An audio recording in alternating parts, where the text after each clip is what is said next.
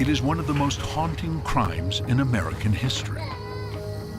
The daring kidnapping and tragic death of Charles Lindbergh, Jr., the precious son of America's then greatest hero. The kidnapping, the death, Americans witnessed something truly awful here. One man, Bruno Richard Hauptmann, was arrested, tried, and executed. But was he really guilty? Did he have accomplices? And could the crime have been masterminded by someone inside the Lindbergh household? What we do know for sure is that the baby was put to sleep in that bedroom. John Douglas, America's leading criminal profiler, is on the hunt for clues that could solve this notorious kidnapping. Did the police, they ever do a sketch? They did. And I've shown this to hundreds of people, and they all say the same thing. That's the guy. Is there a new suspect in this old case? And can an amateur sleuth, a forensic pathologist, a handwriting expert, a veteran archivist, and a master carpenter help John Douglas finally solve the crime of the century?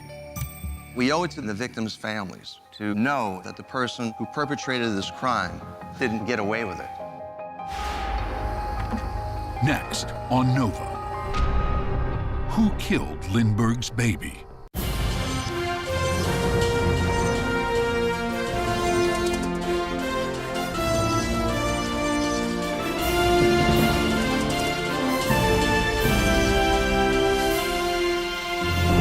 Major funding for Nova is provided by the following.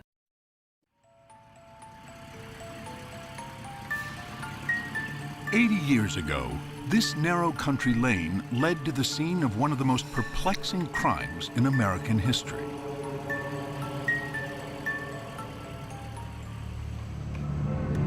And this man wants to solve that crime once and for all. He's John Douglas, legendary FBI profiler who pioneered the use of behavioral analysis for tracking down serial killers and other dangerous criminals. Today, he has come to this isolated estate in Hopewell, New Jersey, to try and unravel a mystery as cold as the grave. The daring kidnapping and tragic death of Charles Lindbergh, Jr., aged 20 months when he was stolen in 1932. Wow, it's amazing. After 80 years, still looks the same. Douglas has worked thousands of cases and helped in the prosecution of violent offenders all over the world. But this notorious crime still haunts him. I've been fascinated by this case for years. There are just too many unanswered questions about who did it and how it was pulled off. What we do know for sure is that the baby was put to sleep up there in that bedroom, and the rest of the household was awake when he was abducted. The crime would touch a fear lurking in the heart of every parent, that somehow, without warning or reason, their child would be taken from them, never to return.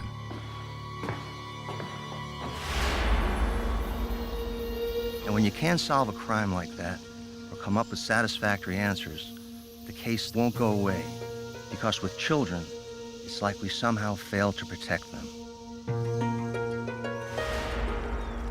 Never before had a child this celebrated and adored been so shockingly victimized. For the first time, we all realize that any one of us, at any given time, can be the victim of a violent crime, because that's exactly what happened here to the most famous family in the world.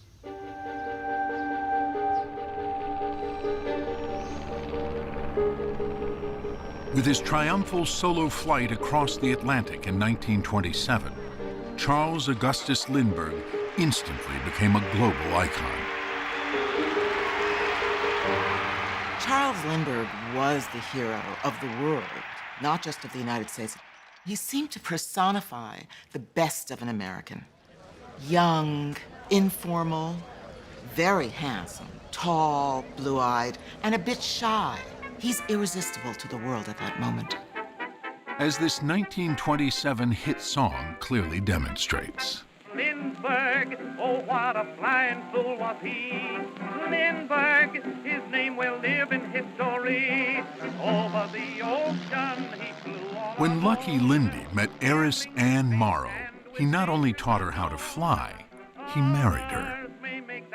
And when the celebrity couple had their first child, a boy they called Charlie, their charmed lives seemed complete.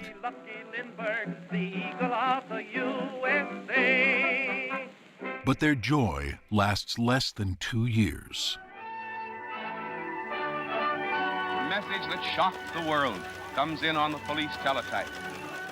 When the Lindbergh baby is reported missing, this country is in a state of shock. There's a sense of disbelief that this extraordinary, royal prince, really, would have been stolen. The crime was committed by means of a ladder placed against the house. With no eyewitnesses and few clues other than a homemade ladder left by the kidnappers, the police had a difficult time reconstructing the events of the crime.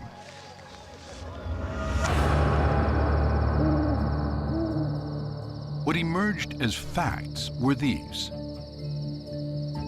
Sometime between 8 and 10 p.m. on Tuesday, March 1st, 1932, one or more individuals came to the house with a homemade folding ladder that left scrape marks on the wall to the right of the baby's bedroom window. The kidnappers apparently climbed the ladder and entered the room through the unlocked window.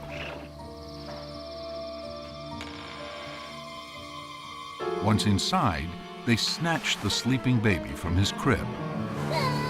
They may have silenced him or rendered him unconscious, because no one in the household reported hearing Charlie cry out or struggle. As he was taken from his bedroom and whisked away. The kidnappers left the ladder by a service road and used a car to make their getaway.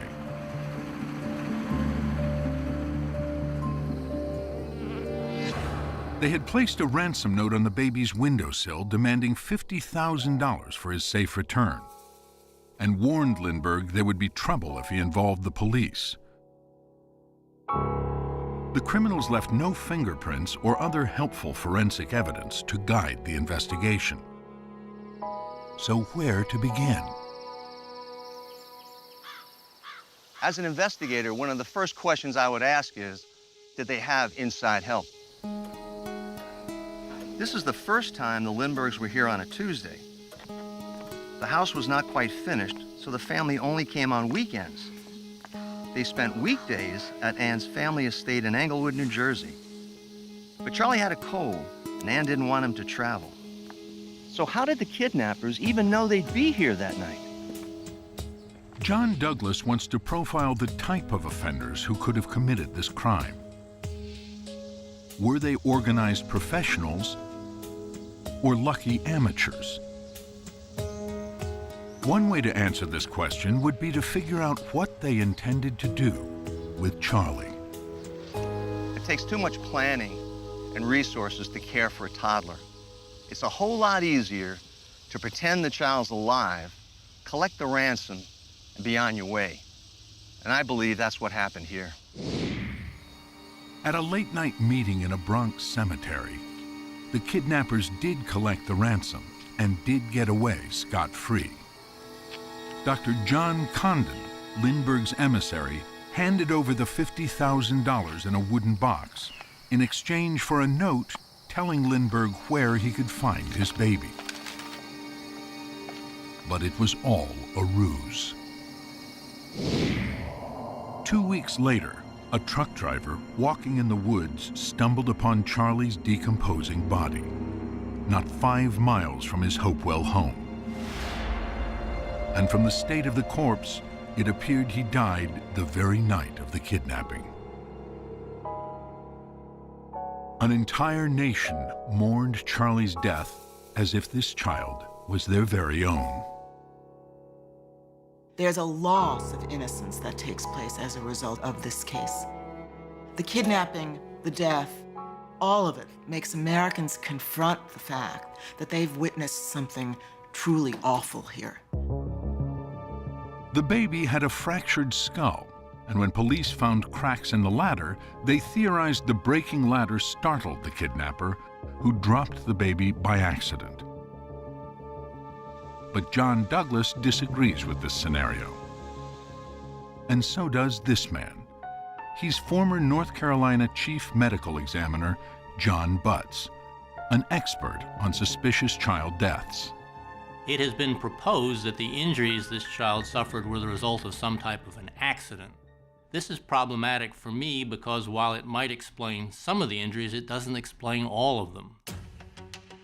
On the left side of the child's head, there was a fracture line extending from the anterior fontanelle, the soft spot in the front top of the head, to back behind the ear. Now, on the right side of the head, he described a rounded, approximately ½ inch in diameter defect behind the right ear. To me, this second injury, the one on the right side of the head, is the one that's most intriguing. Police reports stated that an officer trying to extricate the baby's remains accidentally poked a hole in his skull with a stick. And this created the round, impact-like injury on the right side. But again, Butts is skeptical. In my opinion, an individual pushing or prodding a body with a stick could not poke a hole through the skull under virtually any circumstance. So what caused this injury? And how did the baby suffer severe damage to both sides of the skull? Butts sees one possible scenario, and it's not accidental. It's murder. If he were lying on his left side's head down, on a hard surface, and he was then struck a forceful blow on the right side of the head by a hammer or pipe, that would compress the head, and it might do so with sufficient force that there might be a resulting fracture on the left side as well. Butts's theory supports Douglas's contention that the kidnappers killed Charlie intentionally. And this helps him build a profile of the type of offenders who could have perpetrated this crime. What I'm seeing here are ruthless individuals with a violent criminal history. They're not first-timers. They are daring enough to kidnap the Lindbergh baby and risk the death penalty if they're apprehended. These are hardcore guys. It took the police 2.5 years to finally corral a suspect through a combination of foresight and luck.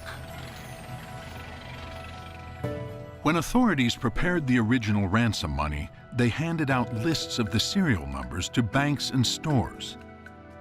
They also used gold certificates, a currency that would soon go out of circulation. The idea being that the serial numbers on these old bills would be easier for merchants and bank tellers to spot.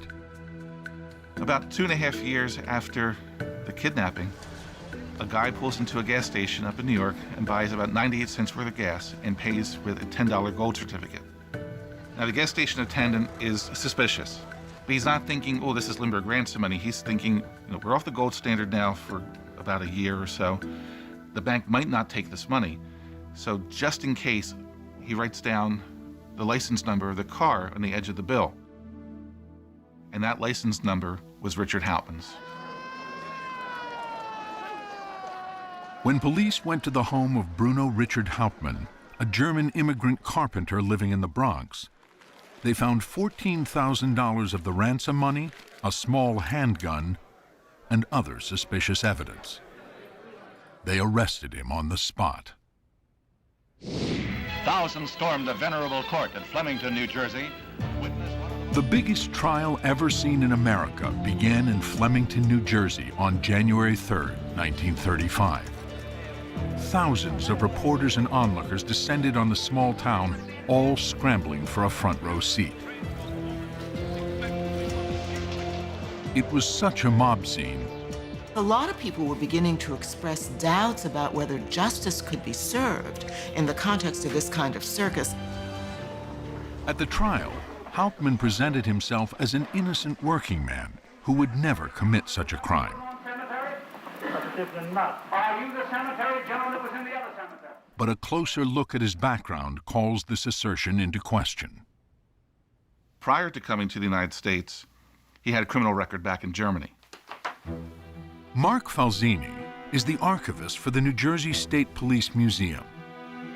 The museum's trove of case-related documents includes a detailed history of Hauptmann's background in his hometown of Kamenz, where he was arrested for several crimes. He did use a ladder to climb into the second-story window of the mayor's house and stole some money and watches. And one other time, he worked with an accomplice where they held up two women that were pushing a baby carriage at gunpoint. To get to the United States, Hauptmann had to escape from jail, stow away on a steamship, and lie his way through American immigration. So despite his engaging, clean-cut demeanor, Hauptmann was bold, ruthless, and criminally sophisticated, the very attributes of John Douglas's profile of the Lindbergh kidnappers. Not to mention his history of using ladders to commit crimes. Prosecutors claimed he personally built the kidnap ladder. But Hauptmann denied ever seeing it. This is the actual kidnap ladder Hauptmann supposedly made in his garage. This ladder's actually kind of tricky to make. Kevin Klein, a master carpenter and amateur sleuth, has studied every inch of it. I think Hauptmann probably found whatever he could and scrounged it up to build this.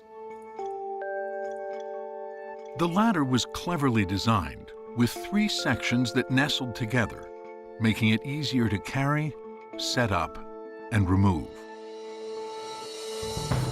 After the kidnapping, the police brought the ladder to Arthur Kaler, a wood expert, to see if he could find clues that would lead to the kidnappers. Kaler numbered each piece of wood and traced its origin. Probably the most important part of this ladder, or at least in terms of convicting Richard Hauptmann, is rail 16, which is found on the 3rd section here.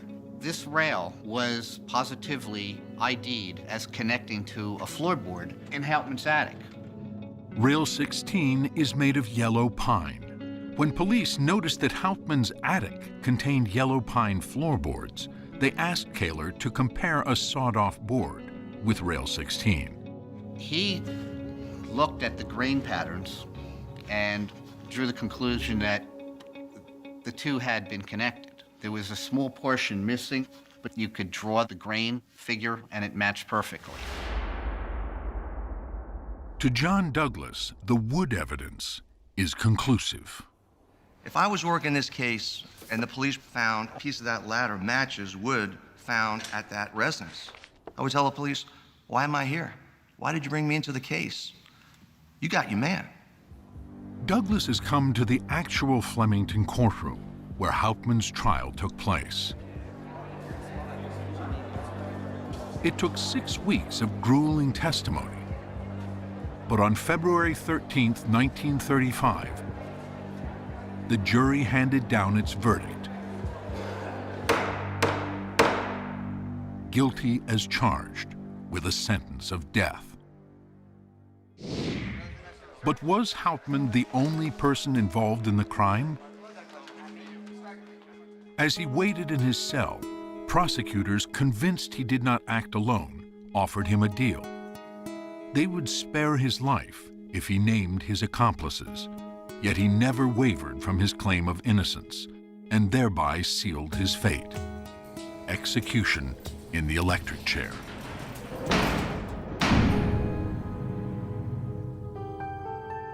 Because he chose to die when he could have saved his life, many people began to wonder if Bruno Richard Hauptmann might have been innocent after all. At the New Jersey State Police Museum in Trenton, John Douglas studies artifacts from the case and reflects on Hauptmann's claim of innocence. I've seen a lot of cases where a criminal swore he was innocent, went to his death, and we later found out through DNA or other evidence that he was guilty.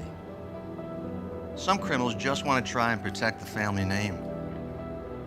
Hauptmann had a young son, and I think that's why he claimed he was innocent. Anna Hauptmann maintained her husband's innocence to her death in 1994. And a recent German television documentary set in his hometown has again raised questions about his guilt. Das von der Auguste Pauline Hauptmann. So controversy about Hauptmann's conviction lingers on. But we're left with only three possibilities. One, that Hauptmann is innocent. Two, that Hauptmann is guilty and acted alone. And three, Hauptmann is guilty and had others to help him. Douglas is convinced Hauptmann is guilty, and he's equally certain he had accomplices. One reason is the ransom money. What's unusual about the ransom money is that 1/3 of the money is in Hauptmann's possession. Where are the other 2/3? Did it go to two other people? The other reason is Douglas's experience as a psychological profiler. I've seen many, many cases like this in my career, and usually what you need is multiple offenders who can reinforce one another psychologically and feed off each other to perpetrate a crime like this. The night of the kidnapping, it was dreary, it was dark, it was muddy. It was way too risky, unless I have criminals around me to hold the ladder, do the surveillance, give me the high sign. It's not going to be one person perpetrating a crime like that. So is it 2 people, 3 people? For sure, it is not one person. But no suspects other than Hauptmann have ever been found, and Douglas wants to know why. So he asks Mark Falzini, who knows the historical record better than anyone. You know, Mark, as an investigator, the first thing that really kind of strikes me and kind of stands out is that once Hauptmann was arrested, the investigation kind of shut down. You know, why? Why was that? It had been a 2.5-year investigation at this point, and they were under a lot of pressure to put an end to it. Remember, Lindbergh was the world's most famous man at this time, and they had to end this thing. So they just wanted everyone off their backs, I guess. Exactly, yes.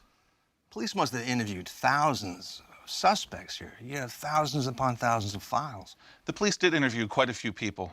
They interviewed people at Lindbergh's house, they interviewed the staff at the Morrow estate, and all of Hauptmann's friends and associates. Any good leads? There were a few leads, but they all ended up going nowhere. I want to throw a name at you, John Knoll. Did it ring a bell? Did that name ever come up in the investigation? No, his name does not appear anywhere in the collection. So who is John Knoll? And why is John Douglas looking for him? Douglas's interest in Knoll comes from this man, Bob Zorn. Zorn's quest to link John Knoll to the crime goes back to his father, Gene Zorn, who as an adult read an article on the kidnapping that triggered a memory of a dramatic childhood incident, a memory that put father and son on the trail of a lost kidnapper. This whole story begins in the summer of 1931 when my dad was a 15-year-old boy growing up in a German neighborhood in the South Bronx. Now, my father had a neighbor who lived 3 doors down from him, a German immigrant and a deli clerk named John Knoll, who encouraged my dad to take up stamp collecting. And one day in the summer of 1931, John invited my dad to go to Palisades Amusement Park in New Jersey, where they had the world's largest saltwater swimming pool. And there, waiting for John, were his younger brother, Walter, another deli clerk, whom my father knew, and then a third German-speaking man. Well, my dad heard that these 2 men, John and Walter, were calling this third man Bruno. And the 3 men were talking about some place called Englewood. Englewood, New Jersey, was the location of Anne Morrow Lindbergh's family estate. The Lindberghs stayed there while their Hopewell home was under construction. Fast forward to December of 1963. By this point, my father is a 47-year-old bank economist living in Dallas, and he walks into his Dallas barber shop, and he reaches for a magazine called True, December 1963 issue. And in it is an article about the Lindbergh kidnapping. And certain words just seem to jump off the page. Of course, there's Bruno Hauptmann. My dad had remembered that John and Walter Knoll called this third man Bruno. And then there's Englewood, where the Lindberghs had been living in 1931. The author of the article stated that Hauptmann was undoubtedly guilty, but that he had worked with accomplices who could still be at large. And one of these accomplices was a man calling himself John. John is the name of the kidnapper who was given the ransom at the Bronx cemetery. And Gene Zorn began to wonder if this John could be John Knoll, the deli clerk from the Bronx. After his father's death, Bob Zorn took up his dad's quest to link John Knoll with the kidnapping and made several discoveries. What was really interesting, John, But he wanted an expert familiar with the case to validate his findings. That's when he contacted John Douglas to hear him out. when Condon was on the stand, he said that The men went to Woodlawn Cemetery in the Bronx, where two critical players make their debut in the case. The first was Dr. John Condon, a retired Bronx schoolteacher. Condon idolized Lindbergh and placed an ad in a Bronx newspaper volunteering to mediate negotiations between his hero and the kidnappers. Inexplicably, both parties accepted him. One of the most infuriating things about the Lindbergh case is that Dr. Condon is the key to the investigation. He was the one who met with one of the gang members in the cemetery twice. He was the one who turned over the ransom money. He was the one receiving all the ransom notes. Dr. Condon was also a blowhard. He liked to embellish things. I am more than pleased to solve that mystery on which I have been working without cessation. When you read his statements, you don't know what to believe. You never know what to believe with Dr. Condon.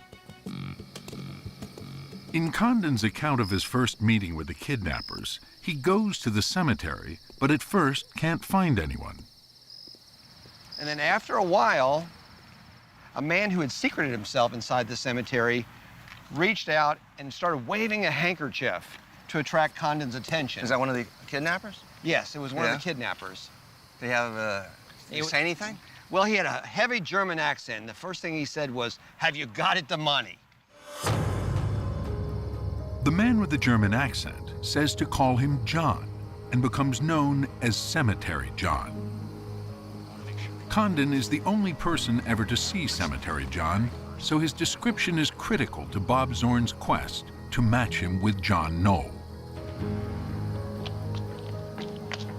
He said that he was a guy built about like me. I'm 5'7", 165, with a high forehead, large ears, a pointy chin, and then a large lump or fleshy mass at the base of his left thumb. What do you mean?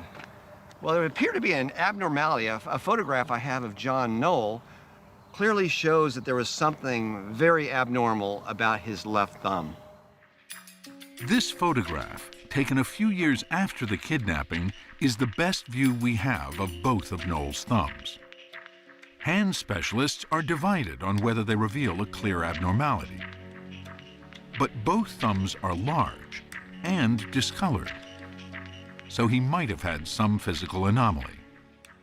And did the police at any point, did they do a police sketch based on the description provided to them? They did. Tell me about that. Well, the police took the description and they had a sketch artist do a sketch of him.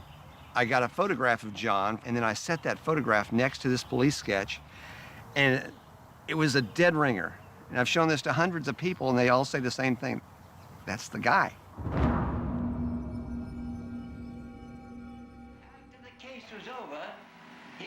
But at the trial, Condon swears it was Hauptmann he met at the cemetery, and not someone who looked like John Knoll or had a malformed thumb. So whom did Condon really meet? If it was Bruno Hauptmann, then John Knoll is not Cemetery John. But there might be a more reliable source than Condon to prove Knoll was part of the plot. The kidnappers communicated with Lindbergh through a series of 15 handwritten ransom notes. Although some appear as though written by different authors, the prosecution's handwriting experts determined they were penned by one person. And that writer was Hauptmann. They compared the notes to letters Hauptmann wrote to a Mrs. Begg. Just as today, they focused on individual letter shapes, the spacing between words, and the way letter pairs like TH are made. In addition to these physical comparisons, they pointed out that the notes were written as if by an immigrant. This is the first ransom note that was left in the nursery. We warn you from making anything public or for notify the police, which is it's an odd way of writing. The Dear Sir ends with an exclamation point. The dollar sign is put after the dollar amount, which is a German way of writing the money. Also, there are misspellings of words. The word signature is spelled signature. But the defense expert, using the same comparisons, said Hauptmann was not the author. So who is right? We might know if we had taken Hauptmann's Begg letter envelope, retrieved a DNA sample from the licked flap, and compared it to DNA samples from the ransom note envelopes. But New Jersey refused our request to do a DNA analysis. Today, handwriting analysis has become more sophisticated. And besides Hauptmann's writing, Bob Zorn has samples of John Knowles' writing on self-addressed envelopes valued by stamp collectors. If a modern expert could match Knowles' writing to the ransom notes, this would strongly suggest he was part of the kidnap plot. So Nova asked Sagar Srihari, a pioneer in computer-based handwriting analysis, to compare both men's writing with the notes. A computer can do a lot more than a document examiner can do. Srihari's pattern recognition software can isolate words and letters from multiple documents and compare them by precisely measuring their slope, height, width, and contour. And we have to do that for every letter of the English alphabet. Srihari analyzed Hauptmann's writing first, taking the Begg letters and comparing them to 6 of the ransom notes. The results of comparison of the ransom notes and Hauptmann writing are shown here at the individual letter pair level and as well as the individual character level. Each comparison gets a score. Positive values indicate a higher probability the writing is from the same person. Negative values, a lower probability. For instance, the letter pair AM or AM has a fairly high negative score, indicating that they don't seem to be written by the same individual. There are some positives as well. So what matters is the sum total of all of these things, and that total turns out to be negative, indicating that it's unlikely that Hauptmann wrote the ransom notes. If Srihari is correct, then Hauptmann did have a co-conspirator who wrote the notes. And could it be John Knoll? Srihari's initial analysis of Knowles' writing showed some positives for the word John, but other comparisons did not. What we did here was to compare pairs of letters, such as an ER and NO and so on. And we're also comparing ST again with a negative value. The summary of these comparisons is that it is unlikely that John Knoll was the writer of these ransom notes. Srihari's conclusion does not completely eliminate Knoll as a suspect. But it means John Douglas must dig deeper into Knoll's story to prove he's a lost kidnapper. John, my dad grew up in this South Bronx neighborhood. It was a German neighborhood at the time. Douglas's key question: does Zorn have evidence Knoll and Hauptmann ever met? My grandparents rented a third-floor flat in one of the homes, and John Knoll lived 3 doors down on the second floor of an apartment, and he rented a home for $10 a month. Well, it's very interesting, but how would Knoll and Hauptmann get to know each other? What makes you think there's a connection? Well, when Hauptmann came to the States in 1923, he immediately started coming and visiting people from his home village of Kamenz. As it turned out, my grandparents' landlord was from that same home village of Kamenz. If Zorn is right, Hauptmann would have come to this German neighborhood to meet his hometown friend, and that friend would have surely introduced him to his German neighbor and drinking buddy, John Knoll. So I think it's very likely that John would have come to know Bruno Hauptmann. The thing that's puzzling, though, from an investigative perspective, is that nowhere in the police background checks with names, associates, and of Hauptmann did his name ever come up. It's possible Hauptmann kept his association with John Knoll secret from his wife, his friends, and the police. But there may be a bigger problem connecting Knoll with Hauptmann and the kidnapping. Bob Zorn's father remembered that Knoll and his brother called a third man Bruno. But what if this Bruno wasn't Bruno Richard Hauptmann? Whenever anyone tells me that they've heard of somebody conspiring with a man named Bruno, my reaction is, well, Hauptmann never went by the name Bruno. Nobody ever called him Bruno. That was his given name, Bruno Richard Hauptmann, but he always went by Richard, even back in Germany. And we have here a school book, an essay book of his from 8th grade, and it's signed Richard Hauptmann. There's no Bruno to be found. Could this name issue eliminate John Knoll as a possible suspect? Douglas is not sure yet. But he is sure the kidnappers knew in advance the Lindberghs would be here at Hopewell when they would normally have been in Englewood. They had to have inside information coming from someone inside this house to know that Lindbergh is going to be here on this particular night. The police never found that inside source. But this man believes he knows who it is. Well, I think no one's ever going to be satisfied with all the answers, but... Lloyd Gardner is a respected Rutgers historian who authored a major book on the kidnapping with a controversial theory about the crime. So, Lloyd, in a nutshell, what do you think really happened? What do I think really happened? I think that someone on the inside had to have coordinated what happened that night. And my conclusion is that Charles Lindbergh himself was involved in coordinating the kidnapping. As shocking as this sounds, questions about Lindbergh's behavior emerged soon after the kidnapping.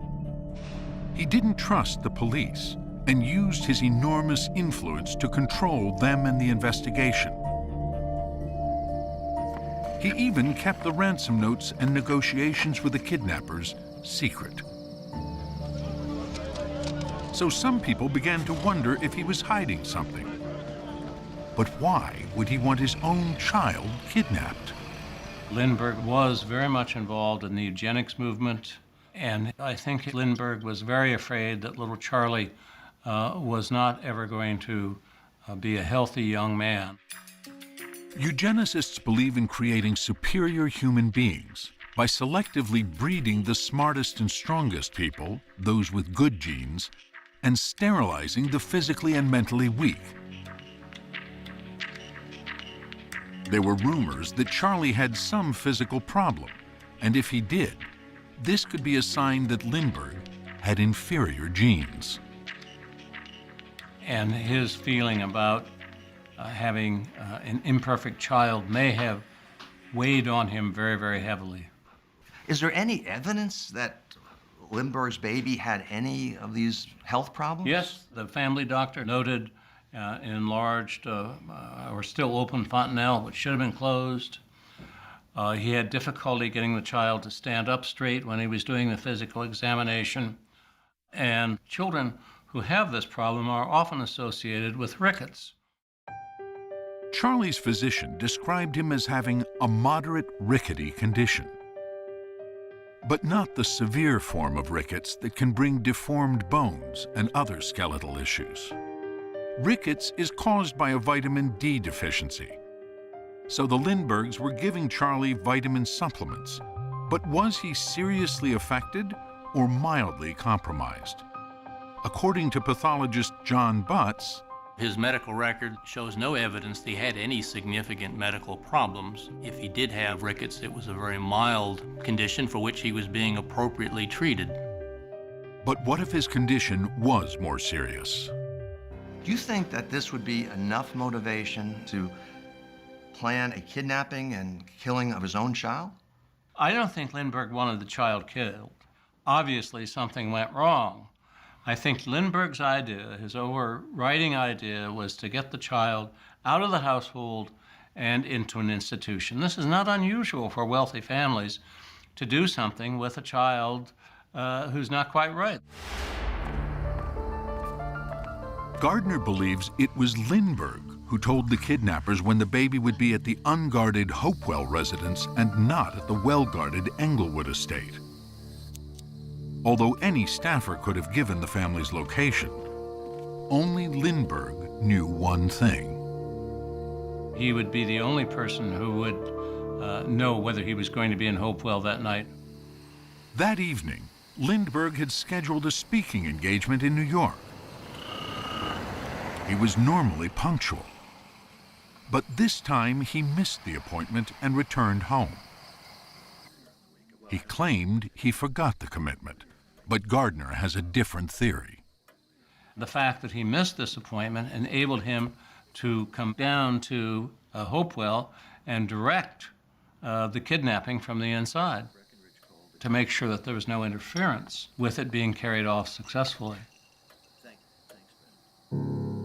Although the kidnapping may have been successful, little else was.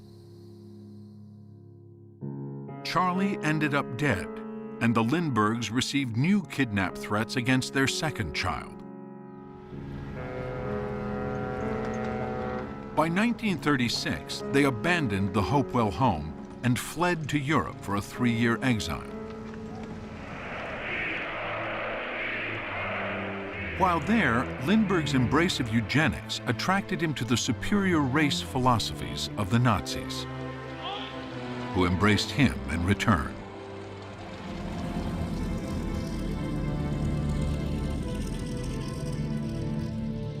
After the war, Lindbergh returned to Germany as a consultant for Pan American Airlines and the Air Force. And by the 1950s, he's embarked on an elaborate and shocking scheme. What finally convinced me that Lindbergh was involved was the evidence that came out about his families in Germany. Using the assumed identity Carew Kent, starting in 1958, Lindbergh secretly fathered 7 children with 3 German women. He swore the families to secrecy and died in 1974, believing his double life would remain hidden. But in 2003, some of his German children revealed the truth, after DNA testing proved Lindbergh's paternity. Gardner sees Lindbergh's secret life as consistent with his philosophy. And that is a perfect eugenics kind of experiment. What he wanted was to spread his sperm around as much as possible in hopes of creating this better race. Despite Lindbergh's eugenics beliefs and secret families, John Douglas does not believe he's also a criminal mastermind. While he's a schemer, it doesn't make him a killer. I don't see a violent bone in that man's body. And I don't see him trusting anyone, no one at all, to perpetrate a crime like this with other people involved. Why? Because it would be a lack of control. He needed to control every single aspect of his life. And this would include the investigation itself, something Lindbergh believed he could handle better than the police. It was no surprise, at least to me, that Lindbergh wanted to take charge. Most of the history of kidnapping, certainly up to that point, was about police incompetence and the inability of most police to bring children who had been ransomed back. So he, who had conquered the Atlantic, imagined that he would be able to conquer this particular situation. But if Lindbergh was not involved, who supplied the kidnappers with vital inside information? Douglas now believes it was Violet Sharp, a servant in the Morrow household, who gave contradictory information to the police. And when they came to interrogate her for the third time, she ran upstairs to her room and she drank silver polish that had potassium cyanide in it. And within minutes, she was dead. Investigators eventually concluded she was emotionally disturbed and not a conspirator. Douglas has refined this conclusion. Perhaps she had guilty feelings because she may have inadvertently provided information to someone who called the Morrow family asking for the whereabouts of the Lindberghs, and she might have said, well, they're not here tonight. They're over in Hopewell. With Lindbergh eliminated and Sharp as the likely unintentional informer, Douglas turns again to Hauptmann's kidnapped partners and decides to look at John Knoll one last time. He wants to know if Knoll's behavior after the crime reveals anything suspicious. Bob, why should I look at John Knoll as a suspect in this case? Was there any change in his behavior on or about the time of the kidnapping? Absolutely. 3 weeks after the ransom was paid, John suddenly seemed to have a lot of money. And he started becoming very, very generous to my father in terms of collectibles for my dad's stamp collection. Did Knoll go anywhere? 3 weeks before Hauptmann goes on trial on January 2nd, 1935. I've got this photograph here of him sailing with $700 first-class tickets with his wife to Hamburg on the SS Manhattan. That's expensive, right? $700 for 2 round-trip tickets to Germany. It's an awful lot of money, the equivalent of about 6 years' rent for John. So what do you think? I think it's possible it was some of the ransom money. And then the very day that Hauptmann is convicted, February 13th, 1935, is the day that John leaves Europe to return to the States. So is John Knoll Cemetery John after all? Hauptmann's long-missing partner in crime. What I like about Knoll is that the artist's conception drawing, the rendering of Cemetery John, it looks a lot like Knoll. Also the malformed hand. That's something that's pretty unique. What Zorn showed us was that when the monies were paid, we had Knoll going on a spending spree. Also, when Hauptmann was indicted, he takes off. He doesn't return to the country until Hauptmann is convicted. So when you start putting all these things together, all these bits and pieces, if I was involved in the investigation back then, I would be putting Knoll on the front burner. Douglas knows there isn't enough evidence to convict John Knoll. He's a prime suspect, to be sure. But his trail may be too cold now to be certain of his guilt. And he believes this case may never be completely solved as a result of mistakes Lindbergh himself made. An ordinary citizen would never be able to take an investigation like this and maintain control over the police, over the overall investigation. But someone at Lindbergh's status, I mean, he was a hero. People drop to the knees, whatever you want, Mr. Lindbergh. We'll do whatever you say. Sorry, sir. Yes, sir. And unfortunately, by him doing that, it pulled the police away from the investigation, and he was able to basically help the bad guys get away with the crime. Because Lindbergh feared for Charlie's life, he kept authorities away from the cemetery. Douglas believes if he had let the police tail Cemetery John, he could have led them to the rest of the gang, and in a stroke, removed the doubts that have surrounded this tragedy ever since.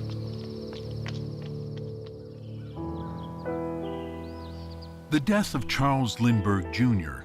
triggered an outpouring of grief not felt since the Lincoln assassination. and not felt again until the murder of John F. Kennedy. But the tragedy would produce changes that would help protect other children. One of the most concrete legacies of the Lindbergh case is the Lindbergh Law, which was passed by the Congress the day after the kidnapping, and which makes, for the first time, kidnapping a federal offense, and it makes it a capital offense. It makes it a very serious crime to kidnap a child, or anybody for that matter. Unfortunately, young children remain vulnerable to abductions, primarily by parents in custody disputes, and sometimes by sexual predators. But their kidnapping for ransom is rare in the U.S. since the Lindbergh Law. And today, public alert systems have combined with better police work to aid in the arrest and prosecution of all child abductors. But the ones who got away still haunt John Douglas. And for the Lindbergh case, Bruno Hauptmann, guilty. John Knoll, intriguing, interesting, but the one thing we can say for sure is that someone absolutely got away with money and murder. But why, after so many years, is Douglas still looking for answers? When you get a case like this, we refer to it as an old dog kind of case. I mean, the case now is 80 years of age. So why do we look at it? We look at it for the victims. That's who we work for. We work for the victims. Whether the case is Ron Goldman and Nicole Brown Simpson in the O.J. Simpson case, whether it's John Benet Ramsey case that remains unsolved to this day. But we owe it to the victims' families, and that's really our mission, to give some type of closure, small closure, so that we know that the person who perpetrated this crime didn't get away with it.